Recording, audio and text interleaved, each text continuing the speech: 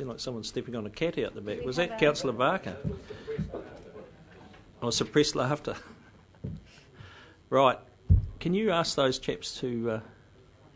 they don't listen to me. Right. Okay. Mr. Pulford, investment in Napier Gisborne Rail. Is Mr. Pulford here?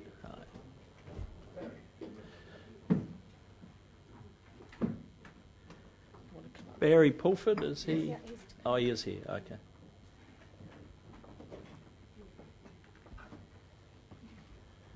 And welcome, sir. So it's 10 minutes. Grab one with the microphone going there, you'll be right. And 10 minutes is yours. If you want us to ask you questions, please consider that in your presentation. I'll tell you when you have 2 minutes to go. Thank you. Thank you very much. Has everyone got a copy of my submission, or do you want me to read it out, or is it taken as read? Well, I'm just open for questions if there's any. Okay. You don't want to just give us perhaps a brief, sharpen us up a bit after Smoko with a couple of comments maybe, or? Well, just to say that I've been a rail enthusiast for many, many years. In 2012, I flew to the United States for one purpose only, to travel on the Amtrak railroad, and I went from San Francisco to Chicago, Chicago to New York, New York to New Orleans, New Orleans to Los Angeles. So I've done quite a bit of travel over there.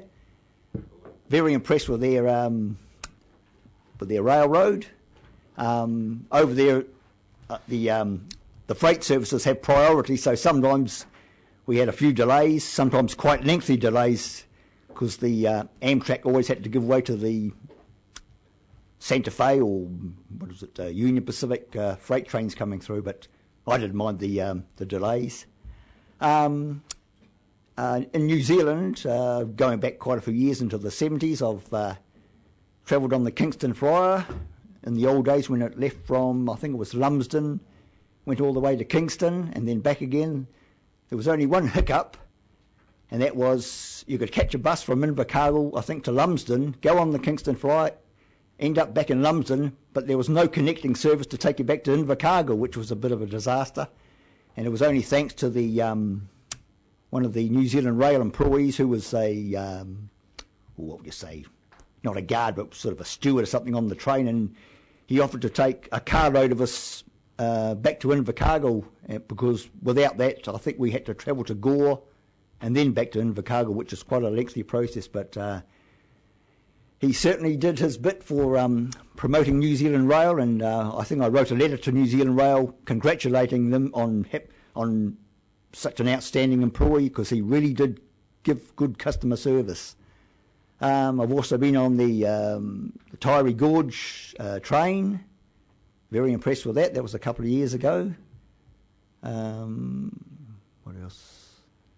I think I've been on the train. Was it called the Cabbage train that used to go from Picton to Christchurch? I think it was.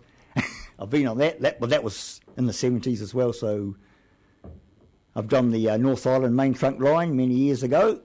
So I haven't travelled on every line in New Zealand, but quite a few of them. So I'm certainly an enthusiast for rail travel. Thank you. Okay, we'll start with some questions. Councillor Dick. Yeah, Mr. Pulford, thanks for your submission. When you were in the States, did you have any experience or exposure to short line freight operations? No. Okay. It was a bit of a rush trip. If I'd have done it, I'd like to do it again, but I certainly would. I did the whole thing in about 2 weeks, which was just. Well, it was great to travel on the trains, but it was just too rushed. One of the problems is the train, goes day and night. So I never took a sleep because I said, I want to see the scenery, but you can't see much, in the dead of night. And by the time I got to New York, I was absolutely stuffed because I'd had about 3 nights, I think, on the train with very limited sleep. And by the time I got there, when I got hit a real bed for the first time for 3 days, I think I woke up about 10 or 11 o'clock the next morning, so half the day wasted. But if I did it again, I would take a sleeper next time and maybe break the journey in Chicago, have a couple of days there. But I've learnt my lesson. But I certainly enjoyed it though. Just as a supplementary, as a rail enthusiast, where would you see the proper roles for, in terms of freight, of rail transport as opposed to road transport? Well, I'm not too sure whether Kiwi Rail was too sort of flexible, but getting back to the what do they call it, the short line service, or I'd like to see that sort of be really flexible to the operators that to the consumers that want to have their freight travelled by that service, because I don't think you can just sort of make hard and fast rules. I think we'd have to sort of be very flexible. That's the way I see the proposed service, from Napier to Gisborne operating. A short line independent can offer that flexibility. That's what I. That's one of the reasons I sort of back the proposal. Mr. Pulford, can I ask you a question? In your submission, you say you're prepared to be a shareholder with the Hawke's Bay Regional Council and other businesses and investors in the proposed venture. Do you mean you'd physically like to be a shareholder, or you'd like us to invest on your behalf? I want to be one myself, not the the regional council can do it, but I certainly want to. I don't want to just say, oh yes, it's all right for you to spend someone else's money. I'm prepared to put my money where my mouth is. And, yep. Okay, thank you. Councillor Scott. On my line, Mr. Chairman. Thank you, Mr. Pulford, and I assure you that I used to be a regular traveller on the cabbage train. Don't have particularly happy memories of those overnight trips. However, just apropos your investment, coming back to the Hawke's Bay Regional Council investment, a certain sum was suggested in the annual plan. Now things have moved on and the government has not agreed to return the line in fit-for-purpose state. What's your position with the council further investing in the line as well? I would be in favour of that. I'd prefer the government to hand back the line, in a fit-for-purpose state, but if that's not going to happen, I would be in favour of the council, making further investment to bring it up to that condition. Any further questions? Mr. Pulford, last comment perhaps, or you? No, you're done? I think I'm done. Thank you, sir. Thank you for your time. No, thank you.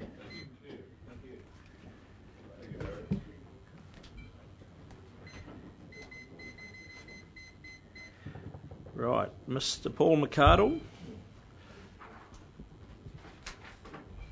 And good morning and welcome. I see you've got a presentation there. Now 10 minutes. I'll give you a warning when you've got 2 minutes left. Thank you. And if you want some questions, please consider that in your presentation. So thank you.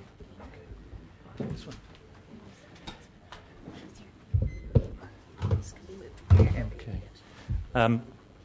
Good morning, and good morning, Mr. Chair and councillors, and thank you for giving me the opportunity to do a submission this morning. It's a very short, sharp, clear submission or request to the Hawke's Bay Regional Council. What my submission basically is asking that the Hawke's Bay Regional Council carries out an economic impact and feasibility study into converting the current Gisborne to Napier rail line into a world-class cycle trail.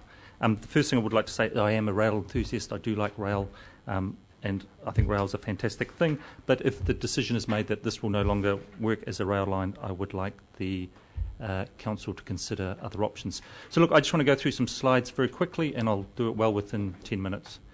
So I just want to give a little bit of history because I think it's relevant. We have a thing called the Hawke's Bay Trails here in Hawke's Bay. This was started as a local rotary pathway, and I'm just summarising the history of 10 or 12 years into 3 or 4 bullet points. You're all aware of this. It was extended with the support from local councils, including this council. There was significant investment provided to central government in the New Zealand Cycle Trail and significant investment by the Hawke's Bay Regional Council. And we now have within Hawke's Bay 3 official great rides, 3 out of 20. Basically, we have this thing called the Hawke's Bay Trails, and I'll just remind people of the fantastic things you can do on the Hawke's Bay Trails here. And I just sat back the other week and thought about how did this Hawke's Bay Trails happen. There was vision at the beginning. People had an idea, a thought, a vision. There was some leadership provided across the community, and a lot of that leadership came from around this table and other councils. There was evidence, and this is the point I really want to make today. There was evidence. People looked at the numbers, studied it, worked out what could be done, and the evidence was important. There was expertise provided, some of it local, some of it national. A lot of expertise was provided from council staff from the Hawke's Bay Regional Council in particular and other councils. Okay, just seems to have stopped. There was action. Things happened. And what we ended up with, we have now some incredibly positive economic outcomes.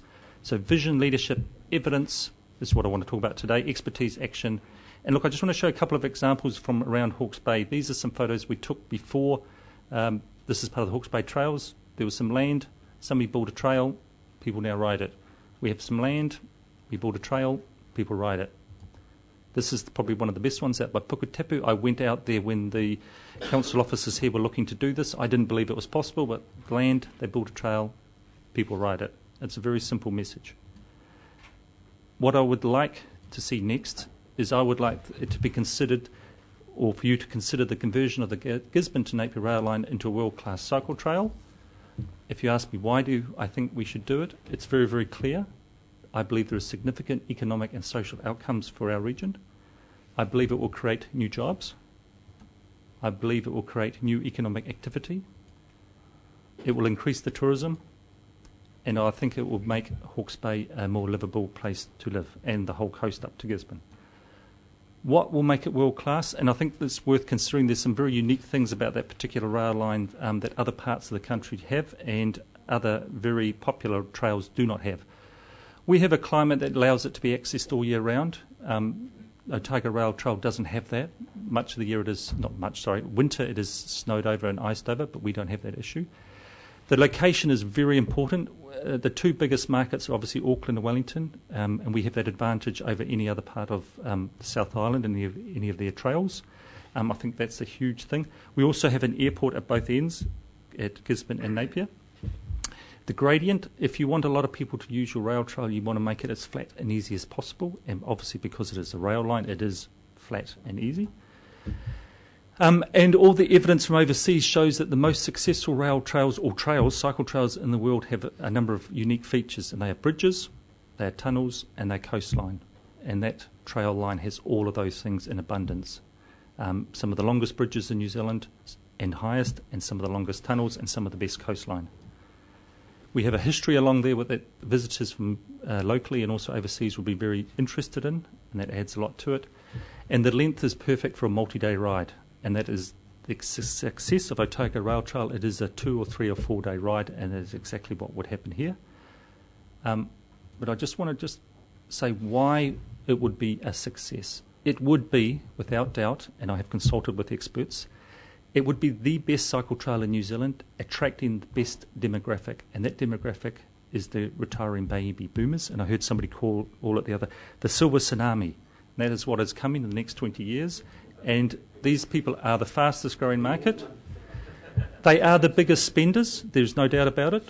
The evidence shows they are the biggest spenders. And this is not just a New Zealand national trend, this is an international trend. And so I'd just like you to remember that at the end of today. This would be, in my view, the best, and not just my view, the best cycle trail in New Zealand, and it would attract the best demographic. It's a fantastic combination for economic outcomes. So my long-term request is, what I'm looking from this council is, not just this council, but as a region, we're looking for the vision, and I believe there's people with that vision. I'm looking for leadership because this council and other councils have provided leadership with the Hawke's Bay Trails, and I'd like to see that repeated. The evidence is what I'm really about to talk here today. The expertise, there's some expertise within this council and within this region to do with trails and trail building that no other part of the country has. And I've seen that being used over and over again, and I would like to see that used again. As I say, I'd like to see some action, and I believe if we would do that, we'll have some positive economic outcomes. So that is what I would like the Hawke's Bay Regional Council to consider in the long term. But today, it's a very simple request. All I'm asking is that you commission a Feasibility study into the economic impact of converting the Gisborne to Napier rail line into a world-class cycle trail. That is simply my request today. So that is all I'd like to leave you with.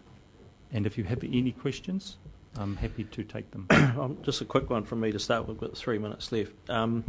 You talk about a report on Gisborne to Napier rail line as a world-class cycle trail. Would you be comfortable if the consideration was the best use of the corridor? Would that? Yep, that's fine. Is that too broad for you? No, look, I think have all the evidence out there, have all the numbers, the figures, and let's make an informed decision as a region. So I'm open to that. It doesn't have to be just that option. Okay. But I think something very broad, take everything into account. Thank you. Councillor Belford. Good morning. Good morning.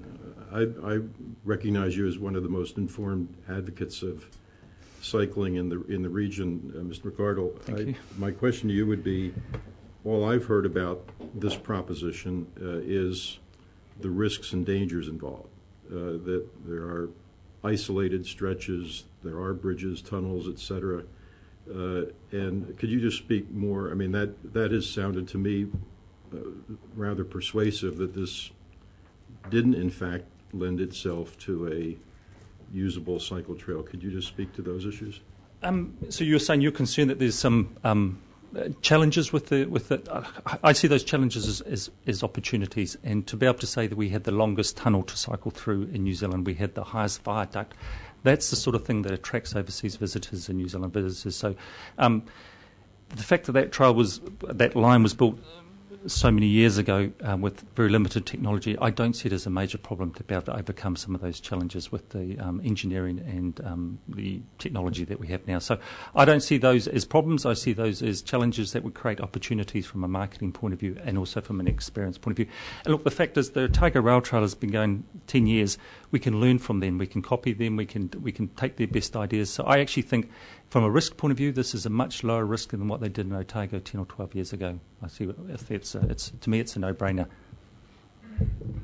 Councillor Bargo. Just a small introductory comment, then a question. Given that you've said that the rail trail is of great interest to the silver tsunami, the baby boomers, I suggest on that basis, given the Chair's sensitivity to conflicts of interest, there'd be a few of us here who could vote on this. But my question is to you, you've just heard a submission prior to this by Des Rapa. You said the land was principally taken under the Public Works Act, and if it's not to be used for the purposes of a railway line, and if it's not to be used for the purposes of a railway line, then it should be given back to the owners from whom the land was taken forcibly. Do you agree with him on that? And if that's so, what prospect does that leave you with the rail trail? If you do not agree with him, would you please explain why?